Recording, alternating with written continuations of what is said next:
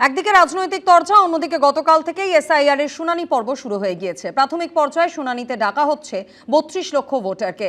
খসড়া তালিকা প্রকাশের 11 দিনের মাথায় শুরু হয়েছে এই শুনানি প্রক্রিয়া। নো ম্যাপিং এ থাকা ভোটারদের প্রথমে ডাকা হচ্ছে। 2002 এর তালিকায় যাদের যোগসূত্র মেলেনি তাদেরকেই প্রথমে ডাকা হচ্ছে। এছাড়া যাদের নামের বানান ভুল রয়েছে ডাকা হচ্ছে তাদেরকেও। নির্বাচন কমিশনের দাবি, খসড়া তালিকায় 1,67,00,000-এর বেশি ভোটারের দেওয়া তথ্যে অসঙ্গতি ধরা পড়েছে। এই আবহে দিল্লিতে নির্বাচন কমিশনের অফিস ঘেরাওয়ের হুঁশিয়ারি দিয়েছেন অভিষেক বন্দ্যোপাধ্যায়।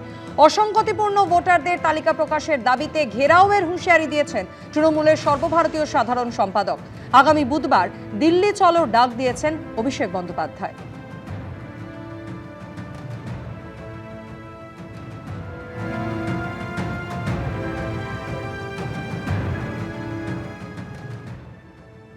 লজিক্যাল ডিসক্রিপেন্সিতে আপনি বলছেন 1,36,00,000 লোক এমন রয়েছে যাদের কোনো না কোনো সমস্যা রয়েছে।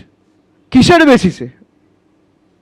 আপনার কাছে যদি জাদুকাঠি থাকে যে আপনি 7 কোটি ডেটা 1 ঘন্টার মধ্যে দেখে আপনি রিলিজ করে দিচ্ছেন যে লজিক্যাল ডিসক্রিপেন্সি রয়েছে, আর এই লিস্ট যদি রিলিজ না করা হয়, আমরা একটা সময়সীমা আগামী 31 তারিখ বেঁধে দিয়ে আসবো। 31 তারিখ আমাদের সময় দিয়েছে। আমরা দিল্লিতে ইলেকশন কমিশনের অফিসে যাব।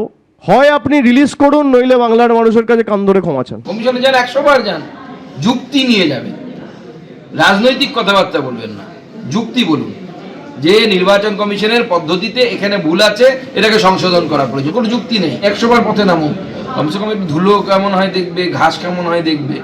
তো তৃণমূলের নেতাদের, অভিষেক ব্যানার্জির মতো নেতাদের তো ঘাস গাছের কাঠ হয় না, তক্তা হয় না, ধান হয়, এটাই জানে না। রাজ্যে এসআইআর এর শুনানি প্রক্রিয়া শুরু হয়েছে গতকাল থেকে, আর এই আবহেই কিন্তু এবার বিস্ফোরক মন্তব্য করলেন বিজেপির রাজ্যসভার সাংসদ অনন্ত মহারাজ। তিনি বলছেন, কে কোন দেশি তা কে প্রমাণ করবে? যারা কোন দেশি প্রমাণ করবে, যাদের হাতে খাতা কলম রয়েছে তারা তো নিজেরাই বাংলাদেশি। ভোটার তালিকায় নাম না উঠলে ফ্রিজ হবে ব্যাংক অ্যাকাউন্ট। কেন্দ্রীয় স্বরাষ্ট্রমন্ত্রী বলছেন, ডিটেনশন ক্যাম্পে পাঠানো হবে, তারপর প্রমাণ হবে কোন দেশ থেকে কে এসেছে। মিলবে না সরকারি কোনো সুবিধে যদি ভোটার তালিকায় নাম না ওঠে। সিতাইয়ের সভা থেকে এরকমের বিস্ফোরক মন্তব্য করেছেন অনন্ত মহারাজ। যদি কোনো ভোটার লিস্টের নাম না আসে, তোমার ব্যাংক ট্যাঙ্ক সব ফ্রিজ হয়ে যাবে, কোনো সুবিধা পাবেন না। গৃহমন্ত্রী কইছে ডিটেনশন ক্যাম্প বানাবে, অর্গানাইজারদের নাম উঠে নেই ওগুলো রাখবে, তারপর প্রমাণ করবে তোমরা কোন দেশি দেয় এই টাকার দেশি। আরে আমাদের টাকার মানুষের প্রমাণটা কাজ করবে? যেগুলার হাতত খাতা কলম ওলে তো বাংলাদেশি, ওলে তো পাকিস্তানি। বিজেপির রাজ্যসভার সাংসদ অনন্ত মহারাজ তিনি বলছেন, কারা কোন দেশি তা কে প্রমাণ করবে? যাদের হাতে খাতা কলম তারাই তো বাংলাদেশি। আর এই নিয়ে তৃণমূলে কি প্রতিক্রিয়া? দেবাংশু ভট্টাচার্য, তৃণমূল কংগ্রেসের সোশ্যাল মিডিয়া সেলের ইনচার্জ, কি বলছেন শোনাবো। যে কথাগুলো এতদিন আমরা বলছিলাম, আপনারা যদি খেয়াল করে দেখেন, সেই কথাগুলো বিজেপি রাজ্যসভার সাংসদ বলছেন, বিজেপির বিধায়ক হরিণঘাটার বলছেন, বিজেপির কেন্দ্রীয় মন্ত্রী শান্তনু ঠাকুর বলছেন, এমনকি বিজেপির সাংসদ অভিজিৎ গঙ্গোপাধ্যায়ও বলছেন। বিষয়গুলো আলাদা আলাদা, কিন্তু তৃণমূল কংগ্রেস বিজেপিকে নিয়ে যে যে অভিযোগগুলো করে এসছে, বিজেপির অভ্যন্তর থেকেই সেই অভিযোগগুলোকে মান্যতা দেওয়া হচ্ছে একে একে। ভারত সেবাশ্রম সংঘের 40 জন সাধু, মতুয়া এবং রাজবংশী, এই প্রত্যেকটা মানুষের কিন্তু একটাই কমন পরিচয়, এরা প্রত্যেকে বাংলাভাষী, এরা প্রত্যেকে বাঙালি। আর আমরা শুরুতেই বলেছি, বিজেপির আসল লক্ষ্য বাঙালি আর বাংলাভাষী, কারণ এই জাতি ব্রিটিশ তাড়িয়েছে, এই জাতি যদি থাকে তাহলে মোদী শাহ জুটিকেও তাড়াবে। তাই তাদের টার্গেট এই জাতির কোমর ভাঙো, আর সেই চেষ্টাতেই এরা ছিল। মমতা ব্যানার্জি আছেন, তিনি রুখবেন। এসআইআর আবহে কেন্দ্রের বিরুদ্ধে মুখ খুললেন বিজেপি সাংসদ। বিস্ফোরক মন্তব্য করেছেন বিজেপির রাজ্যসভার সাংসদ অনন্ত মহারাজ। কেন্দ্রীয় স্বরাষ্ট্রমন্ত্রী বলছেন, ডিটেনশন ক্যাম্পে পাঠানো হবে, তারপর প্রমাণ হবে তোমরা কোন দেশ থেকে এসেছো। আমরা কোন দেশি তা কে প্রমাণ করবে? যাদের হাতে খাতা কলম তারাই তো বাংলাদেশি। ভোটার তালিকায় নাম না উঠলে ফ্রিজ হবে ব্যাংক অ্যাকাউন্ট। মিলবে না সরকারি কোনো সুবিধে। সিতাইয়ের সভা থেকে মন্তব্য অনন্ত মহারাজের।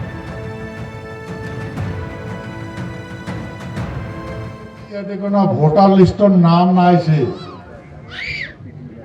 তোমার ব্যাংক ট্যাঙ্ক সব ফ্রিজ হয়ে যাবে, কোনো সুবিধা পাবেন না।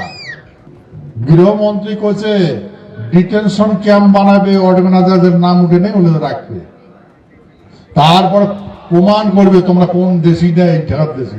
আরে আমরা তো এই টাকার মানুষ, প্রমাণটা কাজ করবে? যেগুলার হাতত খাতা কলম ওলে তো বাংলাদেশি, ওলে তো পাকিস্তানি।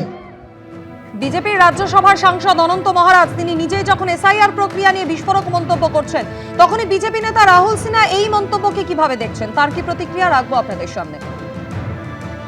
উনি একটা অন্য জগৎ থেকে এসেছেন, রাজনীতি সম্পর্কে অতটা অভিজ্ঞ নন, সেই কারণে উনি বোঝায় ভুল করেছেন।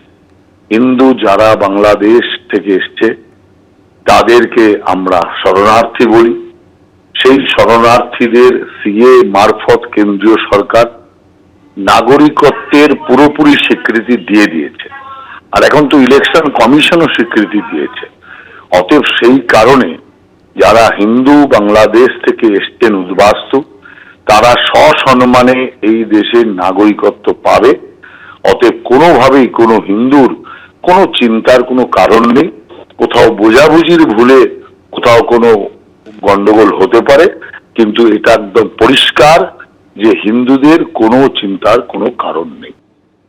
শুধু অনন্ত মহারাজ কেন, এর আগে বিজেপি সাংসদ এবং কেন্দ্রীয় জাহাজ প্রতিমন্ত্রী শান্তনু ঠাকুর এসআইআর এর সময় মতুয়াদের নাম বাদ এবং তা নিয়ে মতুয়াদের আতঙ্ক নিয়ে কি বলেছিলেন শোনাবো।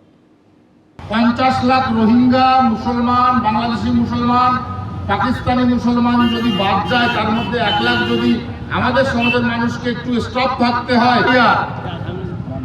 এসআইআর আমাদের কোনো সমস্যা নয়।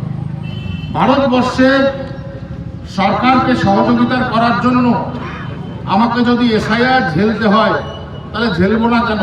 এবিপি আনন্দ, এগিয়ে থাকে, এগিয়ে রাখে।